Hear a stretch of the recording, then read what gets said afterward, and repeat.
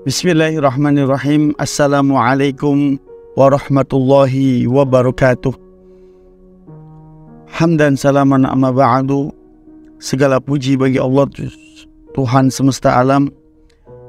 Salawat dan salam kita haturkan kepada junjungan kita Nabi besar Nabi Muhammad SAW. Pemirsa As-Siddiqiyah TV yang dimuliakan oleh Allah Subhanahu wa taala. Tibalah kita pada video terakhir yang ke-30 tentang kisah para Nabiullah, kisah para Rasulullah. Pemirsa As-Siddiqiyah TV yang dimuliakan oleh Allah Subhanahu wa taala, pada video kali ini kita akan membahas satu materi yang sangat berat, materi yang sangat sulit untuk kita ungkapkan, karena di dalam materi ini kita akan menceritakan tentang kisah wafatnya baginda Rasulullah SAW. Semua orang ketika menceritakan wafatnya orang yang dicintainya, orang yang dikasihinya, maka mereka akan berkaca-kaca, maka mereka akan bersedih, dan mereka akan mengenang bagaimana detik-detik orang yang dicintainya itu wafat. Mungkin kita pernah mengalaminya, entah wafatnya seorang ayah, wafatnya seorang ibu, wafatnya seorang pasangan suami atau istri, wafatnya anak-anak. Kita akan mengenang momen-momen tersebut, mengenang momen yang mengharukan tersebut. Begitu juga dengan baginda Rasulullah SAW. Apalagi baginda Rasulullah SAW adalah manusia yang paling kita cintai dari semua manusia-manusia yang lainnya. Itu akidah dari kita sebagai umat Islam. Makanya pernah baginda Rasulullah bersabda, "La yu'minu ahadukum hatta akuna ahabba ilaihi min waladihi wa walidihi wan nas ajma'in." Seseorang tidaklah beriman dengan sempurna hingga aku lebih dicintainya daripada anak dan orang tuanya serta manusia seluruhnya. Hadis riwayat Muslim.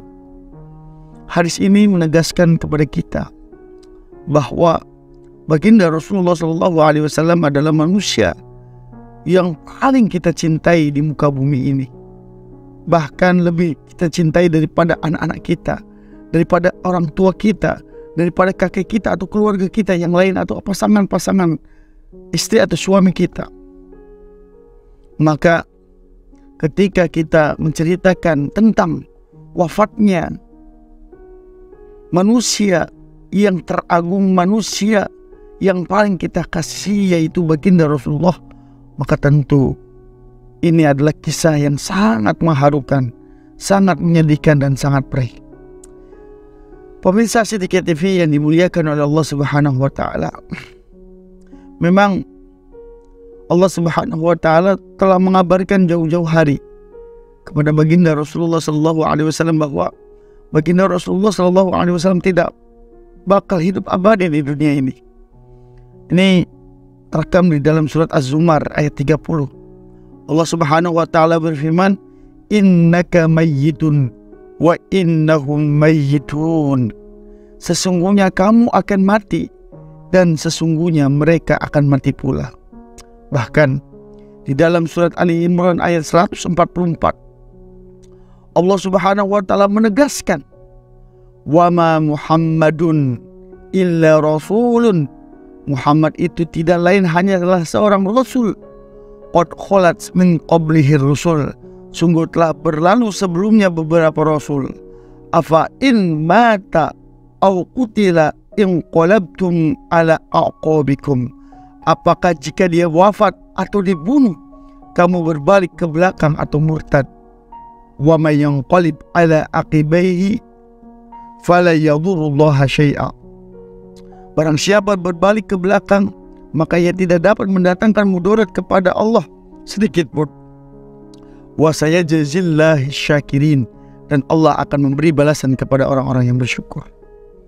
Ini menandakan bahwa baginda Rasulullah SAW itu pasti dan sesuatu yang harus sesuai dengan qada dan qadarnya Allah Subhanahu wa taala. Baginda Rasulullah akan Allah wafatkan di suatu hari nanti.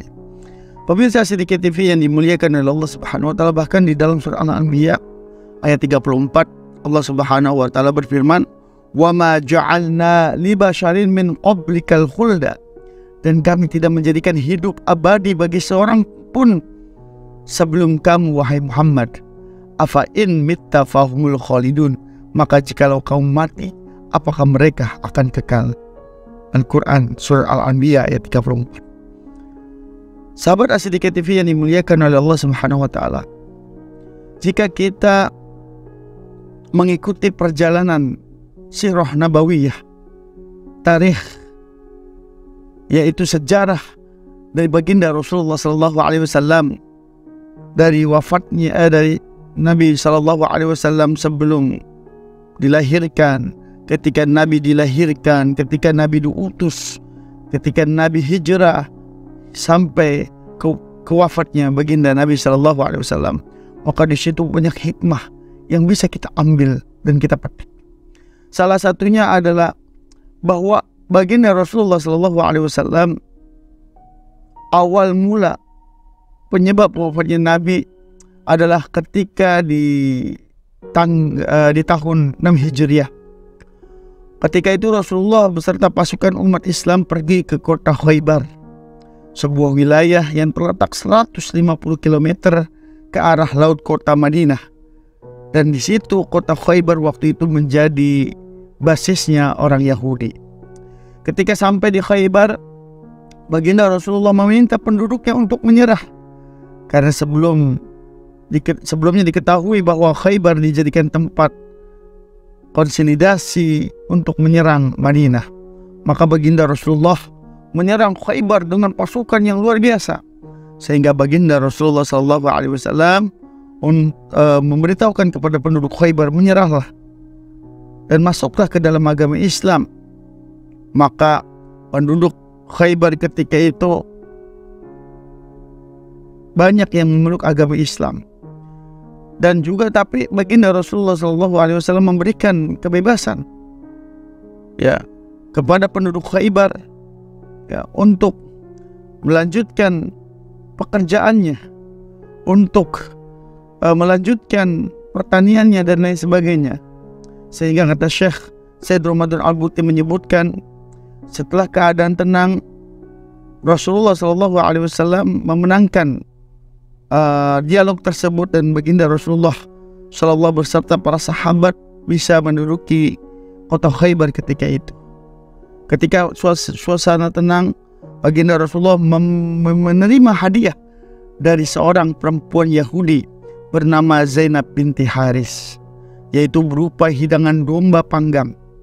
Namun sebelum hidangan itu diberikan kepadanya, Zainab bertanya kepada para sahabat tentang bagian mana dari daging domba yang paling disukai baginda Rasulullah. Kemudian para sahabat menjawabnya, kalau baginda Rasulullah paling suka memakan paha dari domba panggang tersebut. Seterus kemudian Zainab ini seorang Yahudi menyiapkan paha tersebut untuk dihidangkan kepada baginda Rasulullah. Hanya saja wanita Yahudi ini sangat licik. Wanita Yahudi ini mencampuri semua makanan, yaitu salah satunya daging domba panggang tersebut dengan racun yang mematikan. Bahkan sahabat As-Siddiqiyah TV yang dimuliakan oleh Allah, bagian paha itu yang sangat diberikan banyak racun oleh Zainab Yahudi ini yang sangat licik. Kemudian Zainab ini menghidangkan kepada baginda Rasulullah. Memang tujuan Zainab ini memiliki rasa dendam kepada Rasulullah, ingin membunuh Rasulullah dan seluruh para sahabatnya, tetapi dia pura-pura bahwa dia sudah berdamai dengan pasukan muslim ketika itu. Pemirsa As-Siddiqiyah TV yang dimuliakan oleh Allah Subhanahu wa taala. Ketika itu Rasulullah SAW sedang duduk berdampingan dengan sahabat Bashar bin Bara' bin Marur.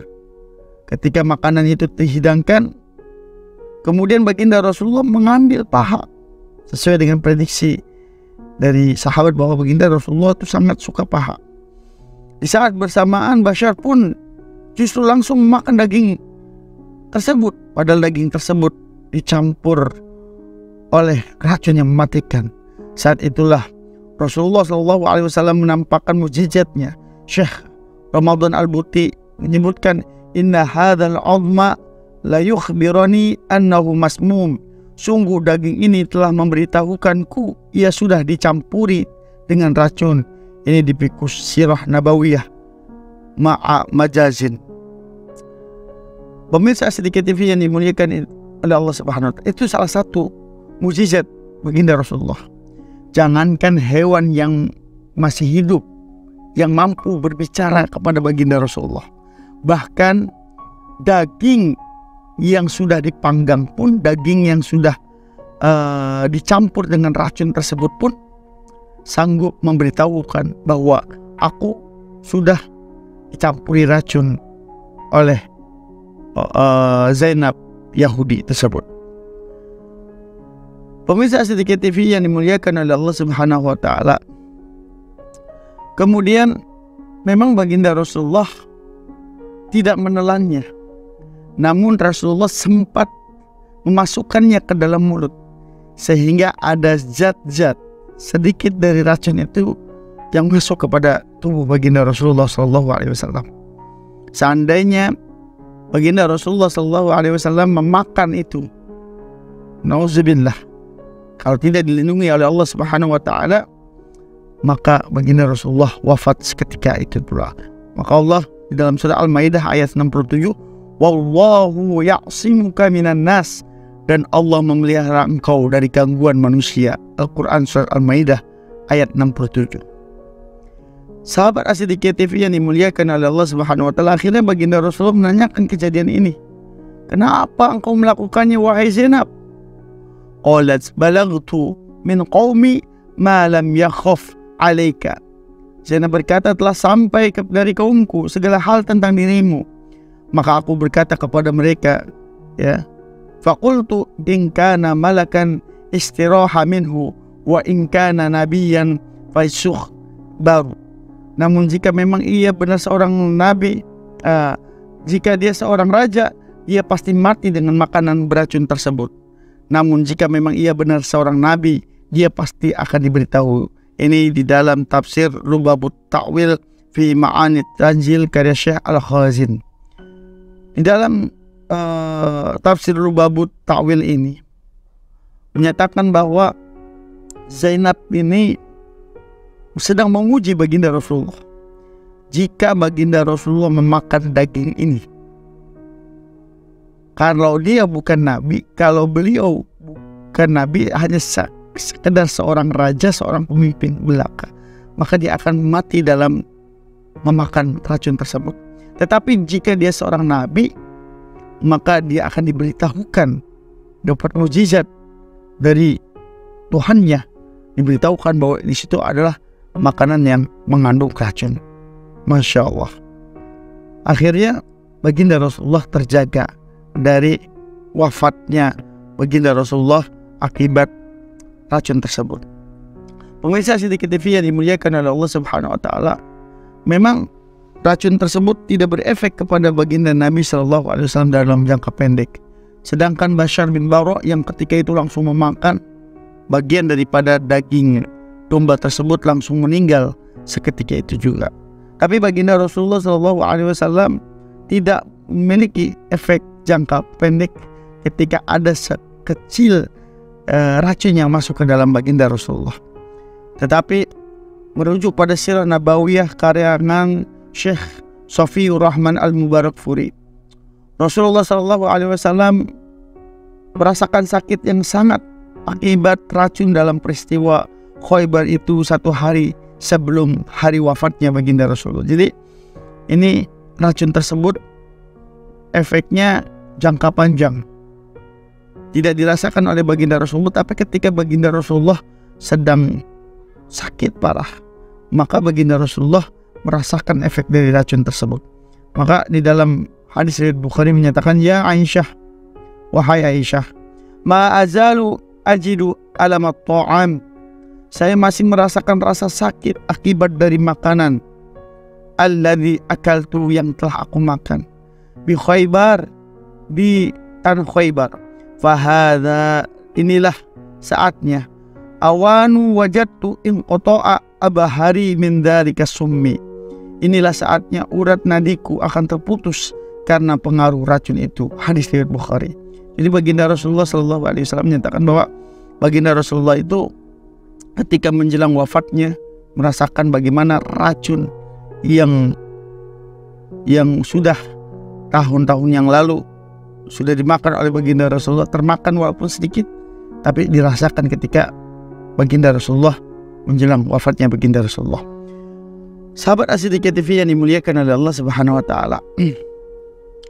Tanda-tanda Nabi hendak wafat itu yang pertama tadi, tentang baginda Nabi SAW hendak diracun oleh Zainab, orang Khaybar beragama Yahudi yang memiliki sifat yang licik.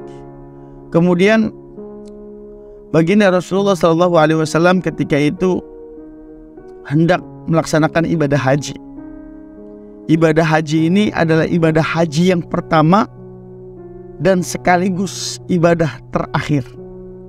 Ya, baginda Rasulullah SAW ketika itu berjalan untuk pergi haji dari kota Madinah ke Mekah.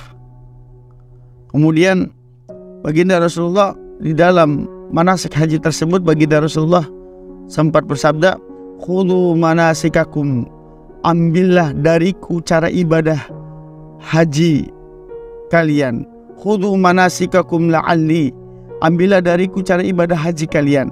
La alqakum ba'da ami hadha, karena mungkin setelah tahun ini saya tidak akan berjumpa lagi dengan kalian. Itu sabda baginda Nabi. Jadi baginda Nabi itu sudah mulai memberitahukan bahwa Nabi SAW akan wafat ketika itu beliau berada di bulan Zulqa'dah. Ketika itu baginda Rasulullah sedang berhaji. Kemudian baginda Rasulullah bilang, khudhu manasikakum, ambillah cara ibadah kalian seperti ibadah hajiku. Artinya Nabi SAW ngasih memberitahu kepada kita bahwa kita itu ketika berhaji harus sesuai dengan petunjuk baginda Rasulullah. Dan baginda Rasulullah berkata, ini haji terakhirku bersama kalian. Sahabat As-Siddiqiyah TV yang dimuliakan oleh Allah Subhanahu wa taala, pada haji tersebut, yaitu haji wada, haji perpisahan, disebut wada itu perpisahan, itu memiliki animo yang luar biasa. Di dalam kitab Ar-Rahiqul Makhtum karya Syekh Sofiur Rahman Al-Mubarakpuri, seorang ulama dari India, bahwa memberitahukan kepada kita bahwa ketika itu haji wada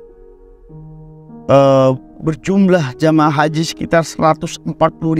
Jamaah haji yang luar biasa ketika itu, karena memang ibadah haji yang pertama kali diadakan oleh baginda Rasulullah, dan baginda Rasulullah langsung mengatakan ini adalah haji terakhirku, kata baginda Rasulullah. Maka ketika haji, baginda Rasulullah sempat berkata, bersabda, ayuhan nas, wahai sekalian manusia, isma'u qawli, dengarkanlah perkataanku, fa inni la adri la'alli la alqakum ba'da ami, aku belum tahu secara pasti, boleh jadi aku tidak akan bertemu kalian lagi setelah tahun ini, bihadal mauqifi abadan, dengan keadaan seperti ini. Jadi baginda Nabi sudah mengisyaratkan bahwa ini adalah haji terakhir, haji pertama dan haji terakhir dengan baginda Nabi SAW. sebelum selesai pidato baginda Nabi, lalu turunlah Al-Quran surat Al-Maidah ayat 3 yang berbunyi, Al-Yawma akmaltu lakum dinakum wa atmamtu alaikum ni'mati wa raditu lakumul Islam madina. Pada hari ini telah kesempurnakan untuk kamu agamamu, dan telah kucukupkan kepadamu nikmatku, dan telah kuridhoi Islam itu jadi agama bagimu. Al-Quran surat Al-Maidah ayat 3. Ayat ini menjelaskan bahwa ajaran Islam telah sempurna. Dan ayat ini juga mengajarkan tentang kecukupan nikmat yang diberikan Allah kepada umat Islam ketika itu. Dan Islam itu sebagai agama yang diridhai oleh Allah Subhanahu wa taala. Memang ketika itu umat muslim mendengar ayat ini, banyak yang tidak memahami kok bisa turun ayat ini. Berbeda dengan Sayyidina Umar bin Khattab. Umar bin Khattab langsung menangis. Menangis sejadi-jadinya ketika Nabi SAW berpidato dan sampai turunnya ayat Al-Maidah ayat 3 tersebut. Kemudian Umar bin Khattab ditanya sama para sahabat, kenapa wahai Umar bin Khattab, kenapa engkau menangis? Kemudian Umar bin Khattab mengatakan, sesungguhnya setelah kesempurnaan pasti ada kekurangan. Maksud dari pernyataan Umar bin Khattab ini adalah, jika telah sempurna maka ada yang berkurang, yaitu kepergian Rasulullah yang tinggal menghitung hari. Masya Allah hadirin. Umar bin Khattab mendengarkan pidato Nabi, mendengarkan ayat yang baru turun tentang Al-Yawma akmaltu lakum dinakum wa atmamtu alaikum ni'mati. Umar bin Khattab nangis sejadi-jadinya karena Umar bin Khattab tahu bahwa baginda Rasulullah SAW sebentar lagi akan meninggal dunia, sehingga beliau menangis sejadi-jadinya. Dan ditanya, sahabat As-Siddiqiyah TV yang dimuliakan oleh Allah Subhanahu wa taala, setelah haji wada selesai, kemudian baginda Rasulullah berziarah. Rasulullah SAW berziarah ke makam Baqi Al-Ghurghud di tengah malam. Beliau memohonkan ampun kepada Allah buat para sahabat yang telah dimakamkan di Baqi Al-Ghurghud tersebut. Ini juga sebagai salam perpisahan beliau kepada mereka penduduk atau sahabat yang telah wafat yang dimakamkan di Baqi Al-Ghurghud. Kemudian baginda Rasulullah pulang. Di dalam perjalanan pulang tersebut, baginda Nabi SAW menyempatkan untuk pergi ziarah juga ke makam para sahabat beliau yang gugur di dalam perang Uhud atau syuhada Uhud. Jadi kalau kita nanti pergi haji, biasanya kita akan berziarah kepada makam para perang Uhud di sana, syuhada Uhud, ya. Dan ini adalah momen di mana baginda Rasulullah sudah mulai terjadi tanda-tanda baginda Rasulullah hingga akan wafat. Pemirsa As-Siddiqiyah TV yang dimuliakan oleh Allah Subhanahu wa taala, setelah haji wada, setelah baginda Rasulullah SAW berziarah ke makam Baqi Al-Ghurghud, kemudian ziarah ke makam para syuhada Uhud, kemudian Nabi SAW mulai jatuh sakit. Nabi SAW sakit selama kurang lebih 14 hari lamanya. Pada hari Kamis menjelang 5 hari Nabi wafat, Nabi SAW mengalami sakit yang amat parah. Kemudian setelah itu Nabi dipandu keluar menemui para sahabatnya dalam keadaan beliau SAW ditandu, dipapah. Beliau dibawa keluar dari rumah Aisyah radhiyallahu anhum sampai ke mimbar. Lalu beliau SAW duduk. Setelah memuja dan memuji, beliau bersabda, Innallaha khairan abdan baina dunya wa baina ma indahu fakhtara dhalikal abdu ma indallah. Sesungguhnya Allah telah memberikan pilihan kepada seorang hambanya untuk memilih dunia atau memilih apa yang ada di sisi Allah. Kemudian hamba tersebut memilih apa yang ada pada Allah Subhanahu wa taala. baginda Rasulullah berpidato, berceramah seperti itu di Masjid Nabawi ketika itu. Mendengar apa yang dikatakan baginda Rasulullah, Abu Bakar langsung menangis tersendu-sendu. Karena Abu Bakar As-Siddiq mengerti bagaimana Rasulullah SAW sedang sakit, dan kemudian baginda Rasulullah berpidato seperti itu, salam perpisahan itu. Kemudian baginda Rasulullah menyaksikan Sayyidina Abu Bakar yang sedang menangis. Kemudian Sayyidina Abu Bakar dipanggil sama Rasulullah. Kemudian telinganya dibisikin oleh baginda Rasulullah, ya Abu Bakar, la tabki, wahai Abu Bakar jangan nangis. Inna amanan nas alayya fi suhbatihi wa malihi Abu Bakar. Janganlah engkau menangis wahai Abu Bakar. Sesungguhnya orang yang paling baik kepadaku dengan hartanya dan pertemanannya adalah Abu Bakar. Ini adalah semangat dari baginda Rasulullah. Jangan bersedih wahai Abu Bakar dengan berita ini. Kemudian sahabat As-Siddiq TV yang dimuliakan oleh Allah Subhanahu wa taala, akhirnya menjelang kematian baginda Rasulullah, yaitu pada hari Senin, Abdurrahman bin Abu Bakar radhiyallahu anhuma memasuki kamar Aisyah radhiyallahu anhuma. Saat itu ia melihat Rasulullah dalam keadaan sakit keras, yaitu Abdurrahman bin Abu Bakar. Tidak mampu lagi Rasulullah berucap apa-apa. Kemudian Abdurrahman bin Abu Bakar sambil membawa siwak dan sedang menggunakannya. Kemudian Rasulullah memandangi siwaknya Abdurrahman bin Abu Bakar. Aisyah mengerti apa yang diinginkan oleh baginda Rasulullah. Kemudian Sayyidah Aisyah berkata, wahai Rasulullah, ya, akhudhu laka, apakah engkau ingin aku ambilkan siwak itu ya Rasulullah? Rasulullah karena waktu itu sakit parah, sakit keras, ya, baginda Rasulullah tidak bisa berucap, hanya mengangguk begitu saja. Aisyah radhiyallahu mengambil siwak itu.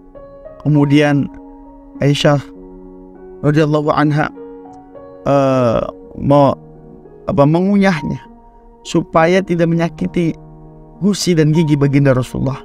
Karena Rasulullah bersiwak dengan siwak yang luar biasa. Kemudian sahabat As-Siddiq TV yang dimuliakan oleh Allah Subhanahu wa taala, ketika baginda Rasulullah bersiwak dengan siwak yang luar biasa, dengan siwak yang indah sekali ketika itu, maka baginda Rasulullah meminta wadah yang berisi air untuk mengusap air tersebut ke baginda Rasulullah SAW. Ketika baginda Rasulullah mengusap tangannya yang penuh dengan air itu, kemudian Rasulullah mengatakan, la ilaha illallah, tiada Tuhan selain Allah. Inna lil mauti la sakaratin, sesungguhnya kematian memiliki sakaratul maut. Allahumma a'inni ala sakaratil maut, bantulah aku ya Allah menghadapi sakaratul maut ini. Jadi baginda Rasulullah ketika bersiwak dan juga mengusap wajahnya, baginda Rasulullah sudah mengerti bahwa baginda Rasulullah sedang bersiap-siap untuk masuk ke dalam sakaratul maut. Sahabat As-Siddiq TV yang dimuliakan oleh Allah Subhanahu wa taala, guru besar Universitas Al-Azhar yaitu Dr. Mustafa Murad menceritakan bahwa pada hari tersebut Allah mewahyukan kepada malaikat maut supaya turun ke bumi menemui Rasulullah dengan berpakaian sebaik-baiknya. Allah menyuruh malaikat maut mencabut nyawa baginda Rasulullah dengan lemah lembut. Seandainya Rasulullah menyuruhnya masuk, maka dia dibolehkan masuk. Tetapi jika Rasulullah tidak mengizinkannya, dia tidak boleh masuk ke dalam kamar Rasulullah dan hendaklah ia kembali. Jadi Allah Subhanahu wa taala memerintahkan malakul maut untuk bertanya dulu kepada baginda Rasulullah, bolehkah aku masuk ke dalam kamar? Hal ini diceritakan oleh Sayyidah Aisyah. Kuntu asma'u annahu la yamuta nabiyya hatta yukhayyara bainad dunya wal akhirah. Dulu aku pernah mendengar hadis bahwa seorang nabi tidak akan mati sampai dia diminta untuk memilih antara dunia atau akhirat. Ya, qalat fasami'tu nabi fi maradihi alladhi mata fihi wa akhadhu buhatun. Hingga ketika Nabi sakit menjelang kematiannya, aku mendengarkan bisikan beliau, ma'alladzi an'ama Allahu alaihi minan nabiyyin was-siddiqin wasyuhada was-shalihin wa hasuna ulaika rafiqa. Jadi Nabi SAW bersama para nabi, para siddiqin, para syuhada dan orang-orang soleh, dan mereka itu adalah teman sebaik-baiknya teman. Qalat fadhanantu khuyira hina idzin. Aku pun sadar bahwa ketika itu beliau sedang diminta untuk memilih. Artinya apa? Baginda Rasulullah memilih antara dunia dan akhirat. Baginda Rasulullah memilih akhirat. Maka ketika malaikat sampai ke rumahnya Baginda Rasulullah dan sudah ada di depan kamarnya Baginda Rasulullah, malaikat berucap salam, Assalamualaikum. Kemudian Fatimah pun keluar menemuinya, dan Fatimah berkata, wahai hamba Allah, wahai Abdullah, mohon maaf, Rasulullah sedang sakit, tidak bisa ditemuinya, tidak bisa menemuinya karena Baginda Rasulullah sedang sakit. Kemudian malaikat maut pun memberi salam lagi, Assalamualaikum, bolehkah saya masuk? Jadi malaikat maut ini ketika mendatangi Rasulullah dalam keadaan seperti manusia biasa. Jadi Sayyidah Fatimah tahu, melihatnya, tapi dia nggak mengenal. Maka baginda Rasulullah SAW, siapa itu? Wahai Fatimah yang ada di depan pintu. Fatimah menjawab, itu seorang laki-laki ya Rasulullah. Saya katakan kepadanya bahwa engkau sedang sakit, ya, ini tidak bisa ditemui. Ya, kemudian beliau memanggil lagi ya Rasulullah. Kemudian Rasulullah bersabda, tahukah kamu siapa dia, wahai Fatimah? Tidak wahai Rasulullah. Lalu Rasulullah menjawab, wahai Fatimah, dia adalah pengusir kelezatan, pemutus keinginan, pemisah jamaah, dan meramaikan kuburan. Kemudian Rasulullah SAW bersabda, masuklah wahai malakul maut. Maka malaikat maut pun masuk dan mengucapkan, Assalamualaikum ya Rasulullah. Rasulullah pun menjawab, Waalaikumsalam ya malaikat maut. Engkau datang untuk berziarah atau untuk mencabut nyawaku, wahai malaikat maut? Malaikat maut menjawab, saya datang untuk berziarah sekaligus mencabut nyawamu, wahai Rasulullah. Jika Tuhan izinkan, aku akan laksanakan. Namun jika tidak, maka saya akan pulang. Rasulullah SAW mendengar hal tersebut kemudian bertanya, wahai malaikat maut, di mana engkau tinggalkan kekasihku? Mana malaikat Jibril kekasihku? Aku ingin bertemu dengannya. Jawab malaikat maut, saya tinggalkan dia di langit dunia. Baru saja malaikat maut selesai bicara, tiba-tiba Jibril datang lalu di samping Rasulullah, karena memang Jibril ini kekasihnya baginda Nabi. Jibril ini yang menemani baginda Nabi ketika Isra Mi'raj, bahkan sebelum bulan Rabiul Awal, sebelumnya kan ada bulan Ramadan. Baginda Rasulullah SAW senantiasa diajarkan selama 20 hari berturut-turut. Baginda Rasulullah disimak bacaan Qur'annya oleh malaikat Jibril, karena ini seperti seorang kekasih, sahabat dan lain sebagainya. Maka Rasulullah bersabda, wahai Jibril, emangnya nggak tahu sebentar lagi ajalku sudah dekat, kok kamu nggak datang? Gitu. Jibril menjawab, ya wahai kekasih Allah. Ketika sakaratul maut, Rasulullah bersabda, beritaukah kepadaku wahai Jibril, apa yang telah disediakan Allah untukku di sisinya? Jibril pun menjawab, ya Rasulullah, bahwasanya pintu-pintu langit telah dibuka, sedangkan malaikat-malaikat telah berbaris untuk menyambut ruhmu ya Rasulullah. segala puji bagi Allah dan segala syukur bagi Allah. Wahai Jibril, apalagi yang telah disediakan oleh Allah untukku? Jibril menjawab, bahwasanya pintu-pintu surga telah dibuka dan bidadari-bidadari telah berhias, sungai-sungai telah mengalir dan buah-buah telah ranum, semua menanti kedatangan ruhmu ya Rasulullah. Segala puji bagi Allah, segala syukur bagi Allah. Beritahu lagi wahai Jibril, apalagi yang disediakan Allah untukku? Jibril pun menjawab untuk kesekian kalinya, aku memberikan berita gembira untukmu. Engkaulah wahai Rasulullah yang pertama-tama diizinkan sebagai pemberi syafaat pada hari kiamat nanti. Kemudian Rasulullah bersabda, belum puas Rasulullah. Sebelum dicabut Rasulullah selalu bertanya, segala puji dan syukur kepada Allah. Wahai Jibril, beritahukan kepadaku lagi tentang kabar yang menggembirakan untukku, katanya. Apa yang membuat aku gembira sehingga aku siap untuk dicabut nyawaku? Jibril, wahai kekasih Allah. Kalau Jibril udah ngasih tahu banyak sekali tentang kabar gembiranya ketika baginda Rasulullah telah dicabut rohnya. Wahai kekasihku, wahai kekasihnya Allah, apa sebenarnya yang ingin engkau tanyakan kepadaku ya Rasulullah? Rasulullah menjawab, ini tentang kegelisahanku wahai malaikat Jibril. Apakah yang akan diperoleh oleh orang-orang yang membaca Al-Quran setelah kematianku? Apakah yang akan diperoleh orang-orang yang berpuasa pada bulan Ramadan setelah meninggalku? Apakah yang akan diperoleh orang-orang yang berziarah ke Baitul Haram, ke Masjidil Haram, ke Mekah Al-Mukarramah sesudah meninggalku? Jibril pun menjawab dengan tersenyum, saya membawa kabar gembira untukmu Rasulullah.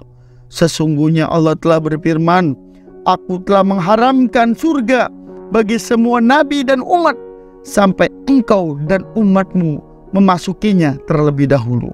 Maka Rasulullah berkata, sekarang tenanglah hati dan perasaanku. Sekarang sudah tenang hati dan perasaanku. Wahai malaikat maut, dekatkanlah kepadaku. Lalu malaikat maut pun mendekat Rasulullah. Kemudian malaikat pun mencabut nyawa Rasulullah. Ketika roh Rasulullah sampai di pusat perut, Rasulullah bersabda, ya Rabb, dahsyat nian maut ini, dahsyat nian sakaratul maut ini. Pemirsa sedikit TV yang dimuliakan oleh Allah Subhanahu wa Ta'ala. Jadi baginda Rasulullah memohon kepada Allah di tengah-tengah sekaratnya baginda Rasulullah, karena baginda Rasulullah tahu pedihnya sakaratul maut, sehingga baginda Rasulullah mengatakan, ya Allah, timpakan rasa sakit sakaratul maut hanya untukku, jangan sampai kepada umatku. Luar biasanya. Kemudian Jibril alaihissalam memalingkan wajahnya. Kemudian, wahai Jibril, kenapa engkau berpaling wajahmu? Kenapa engkau berpaling wajah? Kemudian Jibril menjawab, wahai kekasih Allah, siapakah yang sanggup melihat wajah Rasulullah sedangkan Rasulullah sedang merasakan sakitnya sakaratul maut? Jadi Jibril nggak tega, hadirin. Jibril nggak kuat melihat baginda Nabi SAW yang sedang sakaratul maut. Kemudian badan Rasulullah mulai dingin semua, kaki dan dadanya sudah tidak bergerak lagi. Bibir beliau bergetar seakan hendak membisikkan sesuatu. Lalu Sayyidina Ali mendekat kepada telinganya Nabi, as-salah, as-salah, wa ma malakat aimanukum. Peliharalah solat wahai umatku, peliharalah solat wahai umatku, dan peliharalah orang-orang yang lemah di antaramu. Ini hadis riwayat Imam Ahmad. Bahkan Aisyah radhiyallahu anha pernah menceritakan, najala bi Rasulillah wa ra'suhu ala fakhidhi ghusya alaihi sya'atan thumma afaqa khassa basarahu ila saqfi thumma qala Allahumma rafiqil a'la.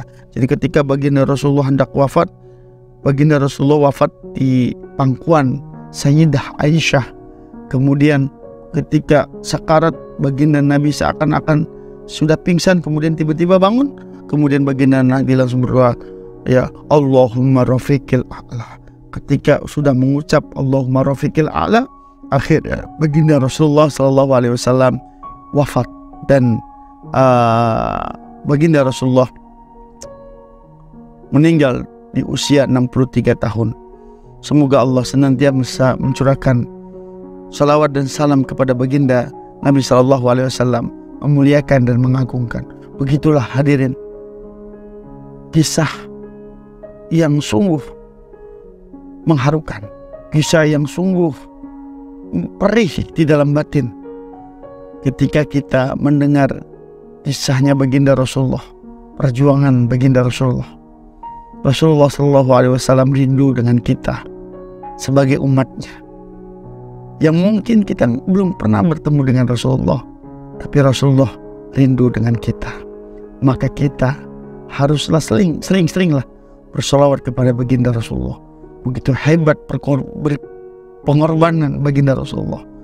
Dari baginda Rasulullah diangkat menjadi nabi sampai baginda Rasulullah wafat, baginda Rasulullah sangat-sangat mencintai umatnya, sampai baginda Rasulullah ingin umatnya dijaga dan dijauhkan dari kepedihan maut. Pemirsa Siddiqiyah TV yang dimuliakan oleh Allah Subhanahu wa taala, itulah detik-detik wafatnya baginda Rasulullah. Semoga kita bisa mengambil hikmah, menambah kecintaan kita kepada Rasulullah, menambah rasa rindu kita kepada baginda Rasulullah.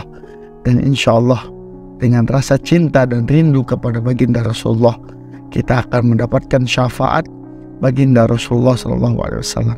Siapa orang yang ingin bertemu dengan baginda Rasulullah, tidak ada seorang pun yang tidak ingin bertemu dengan Rasulullah. Dan bahkan kita yang hidup di dunia ini, yang sekarang hidup di dunia, ingin bertemu dengan baginda Rasulullah di dalam mimpi-mimpi kita.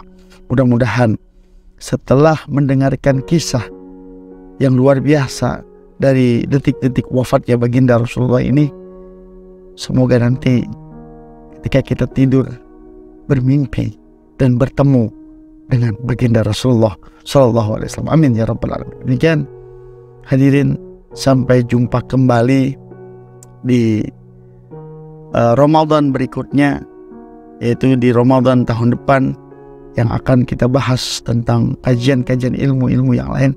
Mudah-mudahan kita semuanya senantiasa diberkahi oleh Allah dan senantiasa mendapatkan cucuran rahmat dari Allah Subhanahu wa taala. Akhirul kalam, ihdinas siratal mustaqim, wal 'afwa minkum. Wassalamualaikum warahmatullahi wabarakatuh.